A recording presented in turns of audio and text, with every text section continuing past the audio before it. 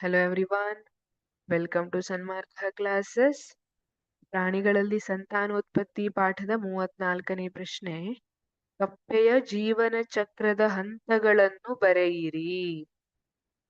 ಕಪ್ಪೆಯ ಜೀವನ ಚಕ್ರ.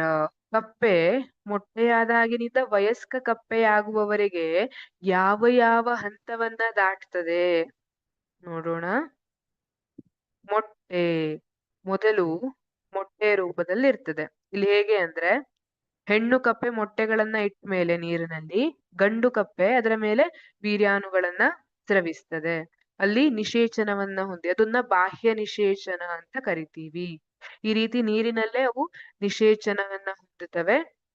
ನಿಷೇಚನವನ್ನ ಹೊಂದಿ ಆಮೇಲೆ ಗೊದ ಮೊಟ್ಟೆಯಾಗಿ ಪರಿವರ್ತನೆ ಹೊಂದ್ತವೆ. ಇಲ್ಲಿ ನೋಡಿ, ಮೊಟ್ಟೆಯಿಂದ ಗೊದ ಮೊಟ್ಟೆಯಾಗಿದೆ.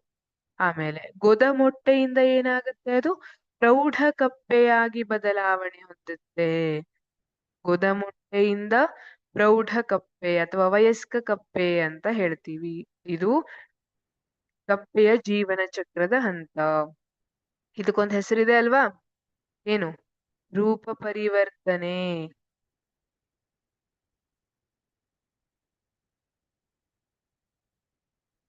ರೂಪ ಪರಿವರ್ತನೆ. ಈ ರೂಪ ಪರಿವರ್ತನೆ ನೀವು ಹದಿಹರೆಯಕ್ಕೆ ಪ್ರವೇಶ ಪಾಠದಲ್ಲಿ ಕಲ್ತಿದ್ದೀರಿ. ಕಪ್ಪೆಗಳಿಗೆ ರೂಪ ಪರಿವರ್ತನೆಯಲ್ಲಿ ಸಹಾಯ ಮಾಡುವಂತಹ ಹಾರ್ಮೋನ್ ಯಾವುದು? ಥೈರಾಕ್ಸಿನ್ ಹಾರ್ಮೋನ್ ಅಲ್ವಾ? ಅದಕ್ಕೆ ಅವಶ್ಯಕವಾದಂತಹ ಲವಣ ಅಲ್ಲ, ಅವಶ್ಯಕವಾದಂತಹ ಅಂಶ ಯಾವುದದು? ಅಯೋಡಿನ್ ಅಲ್ವಾ? ಅಯೋಡಿನ್ ಇರ್ಬೇಕಾಗತ್ತೆ. ಹಾಗಾಗಿ ಇಲ್ಲಿ ಕಪ್ಪೆಯ ಜೀವನ ಚಕ್ರದ ಹಂತಗಳನ್ನು ಬರೆಯಿರಿ ಅಂದ್ರೆ, ಮೊದಲು ಮೊಟ್ಟೆಯಾಗಿರುತ್ತೆ, ಆಮೇಲೆ ಗೊದ ಮೊಟ್ಟೆ, ಅದರಿಂದ ಪ್ರೌಢ ಕಪ್ಪೆಯಾಗಿ ಬದಲಾವಣೆ. ಇದೆ ಕಪ್ಪೆಯ ಜೀವನ ಚಕ್ರದ ಹಂತ. Thank you.